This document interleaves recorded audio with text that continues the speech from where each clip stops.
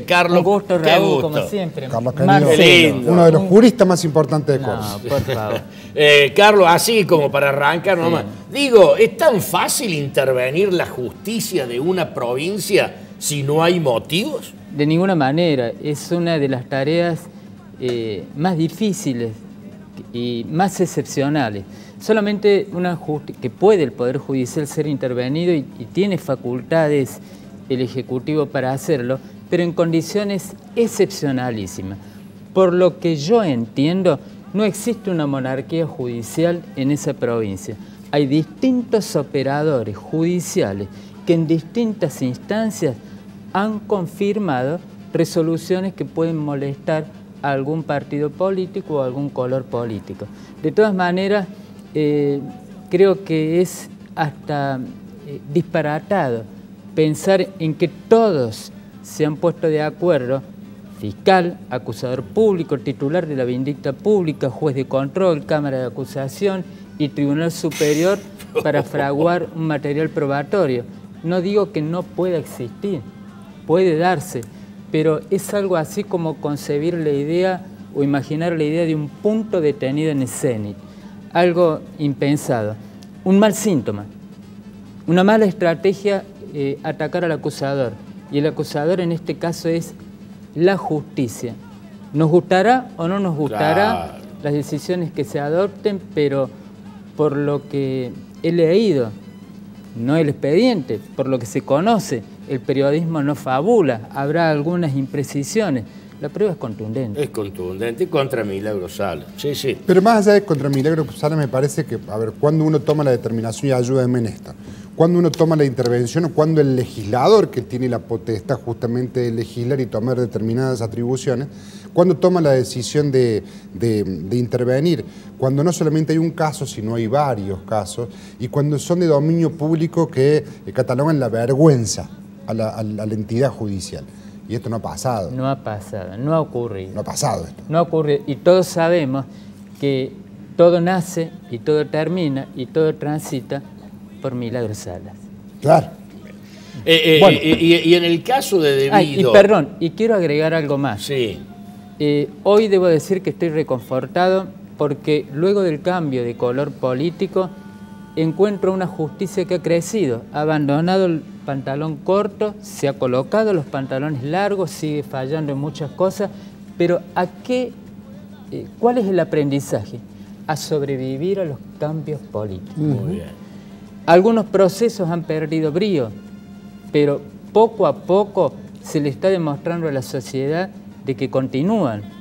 El pedido de, por ejemplo, entre tantos, no solamente que siguen en marcha los procesos promovidos en contra de miembros del gobierno de Macri, del que fue gobierno de Macri, sino en este gobierno los que habían entrado en modo pausa siguen, recobran el brío paulatinamente. Claro, es decir, una buena señal. Una Cámara rechazó el pedido de Cristina de que no se eleve a juicio la causa OTESUR y le dijeron que no. Y le dijeron que no. Y a Báez, una señal muy clara, la UIF, 9 años de prisión.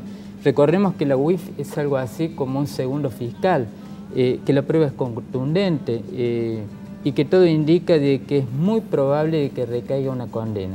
Que en caso de recaer es de prisión efectiva. ¿Cómo le podríamos explicar a la gente que Debido no es liberado por inocente, sino por otras cuestiones? Hoy veía con enorme tristeza lo que se replicaba en uno y otro medio de prensa. Por suerte, no lo hicieron los periodistas de Córdoba. Fueron veraces y objetivos. Ilustraron, informaron a la gente. Lo que hizo Debido es algo así como proclamar una victoria a lo pirro. Él no fue liberado por inocente. No. Él sigue sometido a proceso. Debe cumplir condiciones muy rigurosas en su excarcelación. Él está atado a un proceso que lo puede llevar a una absolución o a una condena. Pero, ¿por qué se lo libera? La prisión preventiva, para que la sociedad lo pueda entender, es decir, desde el momento en que se le atribuye un delito a una persona, se lo imputa hasta el momento del juicio oral, transcurre un tiempo que puede ser 6 meses, 8, 1 año, 2 o 3 años. Claro. cuando existe peligro de que la persona imputada entorpezca la investigación por sus conexiones políticas, por su poder económico, cuando la prueba no ha sido colectada, cuando no tiene arraigo, cuando no tiene domicilio cierto, cuando existen indicadores de que puede abandonar el país, prisión preventiva. En este caso, la prisión preventiva nunca puede superar los 2 años. Ah, bien. Y el tribunal tiene facultad para pedir en causas complejas que se extienda por 1 año más. Pero en el caso de debido, ya toda la prueba está colectada, todo el proceso está conformado, por lo que no existen indicadores que ameriten mantener el estado de prisión Y preventiva. tampoco hay riesgo de fuga, digamos, que podría ser la otra variable. La otra variable. O sea que hasta que se eleve a juicio la causa y digan si es inocente o culpable, si es culpable va en cana de nuevo. Obviamente. Y recordemos que este señor, que aparece con un rostro triunfante, a quien no conozco, ni me simpatiza ni no me simpatiza. Lo veo como una señal muy peligrosa para la sociedad porque se ha montado en una mentira. Él no fue liberado por inocente, él está atado a un proceso penal. Recordemos que este señor ha sido condenado. Tiene una condena En firme. la causa de Once, Claro. de la tragedia de Once, donde murieron, sociedad, 52 personas, por un delito que es algo así como un atentado a la democracia. Defraudación por administración fraudulenta. Desviar fondos, los que se hacían o que se imponían como necesarios para lograr la mantención de ese servicio que por deficiente Sí, van para otro terminó, digámoslo claro, matando a 52 Dios inocentes. mío. Justamente acá hay una pregunta, doctor, para usted. Dice, aquí en Córdoba hubo cambios en materia de tratamiento de prisiones preventivas en Córdoba. Sí, hoy es 5, lunes 2. A partir del lunes 2 de marzo, un cambio fundamental. ¿Cuál? Giro de 180 grados, la oralización del sistema, del tratamiento. Muchas veces los jueces son humanos y se equivocan. Y la interpretación de una prueba muchas veces se realiza a la luz de la sana crítica racional, pero como no son robots, esa interpretación puede ser sesgada, segmentada o no apropiada. Entonces, puede que se consuma una injusticia llevando a prisión a una persona cuando la mirada es equivocada. El defensor apela. Hoy en día, una apelación de prisión preventiva demanda en tiempo 60, 90, hasta 120 días. Muchas veces el juez de control revoca la decisión y el hombre recupera la libertad, pero mientras tanto estuvo 60 o 90 días preso injustamente. Con este sistema oralizado, no solamente que se despapeliza, sino que en cuestión de minutos, fiscal incorpore, en contacto directo con el juez y con el imputado, todos, cara a cara, debatirán las circunstancias que, de acuerdo a la prueba, habilitan mantenerlo en prisión este hombre porque es un golpeador empedernido, porque constituye un peligro para la sociedad, porque todo indica que se va a fugar, o liberarlo con determinadas condiciones, pero no por inocente, volvemos a lo mismo. Claro, hasta que se sustancie. Hasta que se sustancie. Pero el hombre que mataron en la avenida Alén en enero, el vendedor ambulante frutero, que lo atropellaron de atrás, una pareja, un chico y una chica, fugaron, los atraparon, tuvieron preso 10 días y lo dejaron libre. ¿Quién decide eso? Si así vos matás de atrás, te fugan el auto, después los agarraron. Sí, todos los casos son distintos. Esa causa ordenó la detención el primer fiscal, si la memoria no me falla, que es el doctor Raúl Garzón. Garzón no es ningún improvisado, Nobel fiscal, sino que es un hombre de experiencia, y ordenó la detención en función de elementos objetivos. El desprecio por la vida, Claro. haberlo dejado abandonar, Claro. fugarse, y una ley que es muy clara.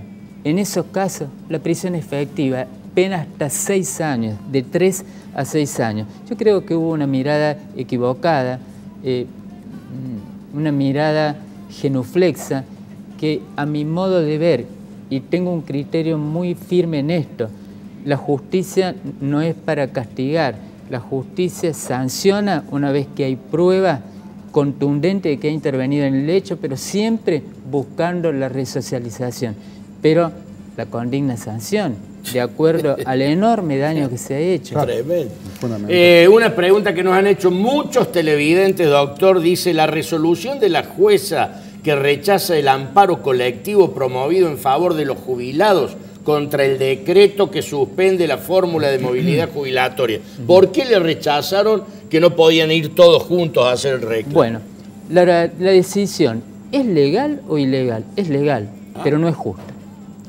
Y lo dije en otro programa, humildemente, la época de Roma y Grecia, donde se preocupaban los jueces porque las resoluciones estuvieran bien empaquetadas en la forma, ha terminado. Debe existir un punto de conciliación entre lo justo y lo legal. ¿Por qué digo esto? Para que se entienda. Esa jubilada o los jubilados son titulares de derecho de incidencias colectivas. Con este decreto que suspende por 180 días la movilidad jubilatoria, termina beneficiando a unos, pero perjudicando a otros. Porque los que cobran la mínima van a terminar recibiendo un aumento que antes era del 11%, ahora del 12.5 o 9%. Pero los que superan los 16.500 pesos no van a recibir el 11%, sino un 3.75%. Una vergüenza. Entonces, volvemos. Jueces, sentido común y abandonar, como lo dijo el cimero Tribunal Cordobés, el prurito formal, a ponerse a trabajar y realizar una disección. Los que cobran la mínima y los que cobran la máxima, todos bajo un tratamiento de amparo colectivo, porque es la gente más vulnerable. Claro. No lo enviemos al infierno de transitar por un laberinto kafkiano jubilado por jubilado a un abogado. El juez debe esforzarse, debe extremar los recaudos y con un tratamiento distinto decidir si esto es inconstitucional o no.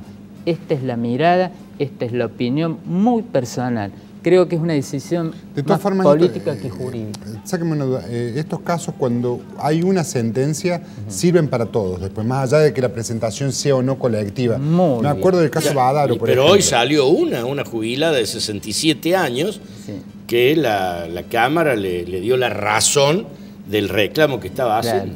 En este caso, en los amparos, en las acciones de clase o colectiva, la resolución beneficia a todo el grupo que está en las condiciones afectadas, en este caso por el 163/20, que deja sin efecto la vulnerabilidad y la movilidad. Doctor, acá hay una pregunta realmente de un televidente que es muy interesante. Dice: en mi domicilio he colocado en toda la zona perimetral rejas con punta de lanza en la parte superior, la punta de lanza. Bien, me dicen que si alguien resulta herido porque quiere traspasar la reja, debo responder penal y civilmente. Vivo en un barrio pegado a una zona roca. ¿Es así esto? No es así. Todo lo que no está prohibido por la ley está permitido. Pero en esto de estar permitido hay un límite, una línea sutil. Esto forma parte de lo que muy pocos quieren tratar porque no es simpático. La ofendícula, los medios predispuestos, los obstáculos, porque el monopolio de la seguridad la tiene el Estado. Eso es indiscutible. Pero no todo lo puede el Estado, porque no llega a tiempo, porque no tiene los recursos, porque no tiene a su vez la capacidad de atender tanta inseguridad al mismo tiempo en términos cuantitativos. Entonces, hay situaciones que la ley, dentro de lo que es la legítima defensa de los derechos de cada vecino, de sus bienes y los de terceros, están permitidos. Cercas eléctricas, vidrios en la medianera, la colocación de cercas, como dice este vecino, con punta de lanza. ¿Está permitido por la ley? ¿Esto es delito? No está prohibido, está permitido. Bien. Es más, está lo que se llama la defensa privilegiada. Si una persona coloca de noche veneno o construye pozos detrás de la medianera por si alguien entra, caiga en su interior, si esto ocurre en horas de la noche, esto forma parte de la legítima defensa y la persona que sufrió un daño, que tal vez perdió la vida, de ninguna manera puede generarle un reproche al titular de la vivienda, porque debe saber que eso es una propiedad privada, que de noche no puede ingresar, y si lo hace, la intención no es buena. Entonces, se prioriza la vida, la integridad física del papá, de la mamá y de cada uno de los miembros de la familia. Claro. Doctor, sí. El préstamo, otra de las preguntas, dice, han solicitado un préstamo y el interés que me han cobrado es 3 veces superior al que se cobra en un banco. En su momento acepté, porque estaba agobiado por una situación de extrema necesidad. ¿Y ahora qué derechos tengo? Bueno, muchos, un escudo protector formidable. Se habla muy poco en la Argentina de la usura. Parece ser que es una palabra que ya no está de moda, pero la vigencia del aprovechamiento nos obliga a responder esa pregunta de una manera categórica. Googleen los que puedan hacerlo ahora y si no mañana. Artículo 175 del Código Penal. Usura. Toda aquella persona que concurre voluntariamente a solicitar un préstamo, pero que está precedido esa movilidad de un estado de necesidad, se le muere la mujer porque necesita quimioterapia, porque no puede enviar a los chicos al colegio porque está agobiado por una situación financiera, y concurre a quien desde la simetría de poder le dice, toma, acá tenés esto es de todos los días, acá tenés 50.000 pesos. No te hagas problema, no te voy a exigir garantía, me firmas un pagaré. Con un interés del 7 o 8% mensual, está bien, el pagaré es válido, es un título ejecutivo, lo habilita a ejecutarlo en caso de incumplimiento, pero no está desprotegido el que recibió el dinero y se ve abrumado por una suma que no va a poder pagar. Eso es usura y está penado con una sanción de 1 a 3 años de prisión. Y si es un habitualista, un usurero que tiene como vicio hacerlo todos los días, de 3 a 6 años y una multa de 30 a 300.000 pesos. ¿Y cuánto sería un interés justo, digamos, mensual de alguien que le presta 50.000 pesos en una financiera? Alrededor del 2,5-3%. Mensual. No más. Mensual. No más. Porque si no es usura. ¿Y los bancos no cobran más que eso? Pasa que el banco tiene algunas cuestiones. El banco en su sistema formal cobra el 2,5%. Pero en su sistema informal, ¿qué es el sistema informal? Hay algunos bancos que tienen la particularidad de permitirte a vos girar en descubierto. En descubierto, saldo deudor. El famoso saldo deudor. Ahí el banco está haciendo usura. Te vacuna. Ahí te vacuna. Pero ¿qué pasa? En ese caso no es usura, y corríjame usted, porque al ser una entidad habilitante por el Banco Central de la República, por la Ley de Entidades Financieras 21.526, esto es algo hasta cruel. Espero que algún día se modifique. Recordemos, todos los habitantes son iguales ante la ley, sin distinciones de fuero ni sangre, y la única condición es la idoneidad. Parece ser que tenemos distinciones de clase y hay una posición de diferenciación al momento de captar la ley penal determinadas conductas bastante importantes. Esta palabrita nueva que se usa ahora en la justicia, lawfare o guerra judicial, ¿no? Que eso significa el lawfare. Todo el mundo habla de lawfare, muchos no saben qué es guerra judicial, sobre todo cuando se habla de causas que están en Buenos Aires, en Comodoro Pi, en Córdoba. Recordemos, no es guerra judicial por guerra, sino se llama como una se dice guerra judicial para desprestigiar al adversario político. Pero tiene una connotación que viene mucho del derecho anglosajón, que es distinto al nuestro, que tiene que ver con que como que dos grandes poderes se ponen de acuerdo para desprestigiar un tercero. ¿Puede ser? Exactamente, brillante. ¿Existe en Córdoba? Es una palabra de vieja raigambre romanista, inclusive. Siempre me resultó antipático, y hoy más que nunca. Es zaraza, es, hablando más claramente, cháchara, más elegante, floreo retórico. ¿Existe en Córdoba, aún en Comodoro Pi, el lawfare? A ver, montar una estructura judicial en cuanto a mecanismos procesales diversos para desprestigiar al enemigo, adversario político, entiendo que no. Simplemente con observar lo que ocurre en Argentina, hay varios procesados desde distintos gobiernos, se cometerán excesos, Para eso están los tribunales de alzada y los recursos para corregirlo. Habrá omisiones, habrá distraídos. Los hubo, los están y seguirán estando. Están los que no son absolutamente independientes del poder político, pero desde ese lugar, a hablar de la UFAR, utilizar el mecanismo judicial, entiendo que no. Es algo así como hablar de brujas que vuelan en escobas. Que las hay, bueno, en la justicia no las hay. Al menos en esto. Vuelvo a repetir, tenemos los procesos motorizados por un fiscal que han sido confirmados por distintas instancias judiciales hasta llegar a condena. Entonces, ¿y por qué los políticos hablan del lawfare, haciéndose los ofendidos, que a ellos lo han perjudicado? Que es un verso eso. No es buena estrategia atacar al Poder Judicial.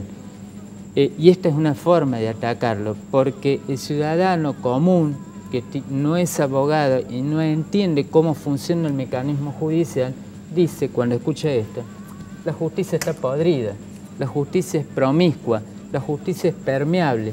Y la verdad que hay algunas excepciones, pero en su gran mayoría son personas que, probos, honestos, y muchas causas han llegado a la Corte Suprema, la que venía del gobierno anterior y del anterior y del anterior. Algunos cambios han existido y han sido confirmados. Doctor, la última, porque se nos acaba el tiempo. Me pasó a mí, me llaman a mi casa al teléfono fijo hace 2 o 3 días, una máquina, no una persona, me dice, ¿sí?, grabada, comuníquese urgente al 011, era de Buenos Aires, ¿sí?, porque su deuda con Garbarino pasó al juzgado número tal para el embargo correspondiente, comuníquese urgente.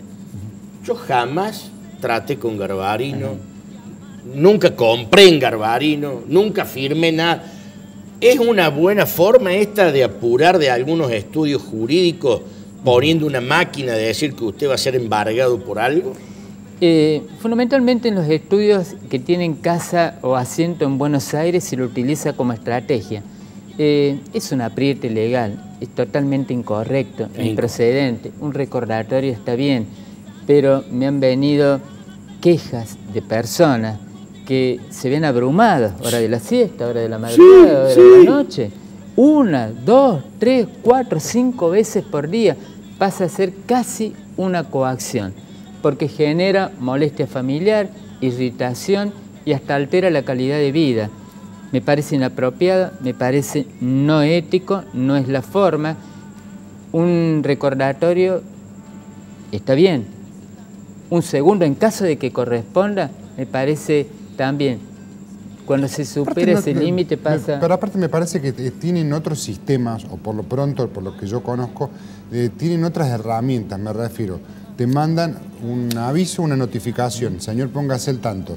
Cuando pasa a manejarlo un abogado, te manda otra notificación y después será la propia justicia la que te convoque o no a una audiencia. Eso lo que me esto de llamar y decirte, en realidad lo que buscan es que vos arregles antes. Y que tengas miedo. Ahora, si yo ni siquiera compré en Garbarino, ni le contesté, ni le llamé, porque no, ¿cuál es el tema? Que a uno uno llame por temor y lo atrapen. Sí.